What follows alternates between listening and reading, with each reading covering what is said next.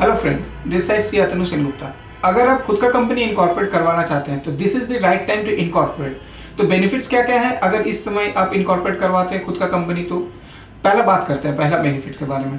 पहला benefit include होता है कि आपको 15 महीने का बैलेंस शीट बनाना पड़ेगा। जनरली 12 महीने का बैलेंस शीट बनता है, लेकिन इस केस में क्योंकि आपने इनकॉर्पोरेट किया है 1 जनवरी को, इन दैट केस ना कंपनीज एक्ट के पॉइंट ऑफ व्यू से ये 3 महीने का बेनिफिट आपको एड ऑन किया जाता है। तो आपको जो 3 महीने का एक्स्ट्रा या 4 महीने का एक्स्ट्रा का कॉस्ट, महीने का कॉस्ट जो लगता है वो नहीं लगेगा अगर आप 1 जनवरी से लेकर 31 मार्च तक इनकॉर्पोरेट करवाते हैं।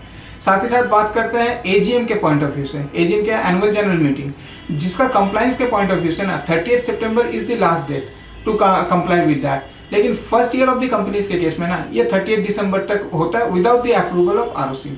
साथ ही साथ बात करते हैं थर्ड बेनिफिट। थर्ड बेनिफिट के केस में क्या है ना, अगर आप मान लीजिए कंपनी इनकॉर्पोरेट होता है दिसंबर में, तो आपको जो कॉस्ट लगता है ना 24 में भी कॉस्ट लगता है from ROC point of view, audit point of view या miscellaneous cost point of view से।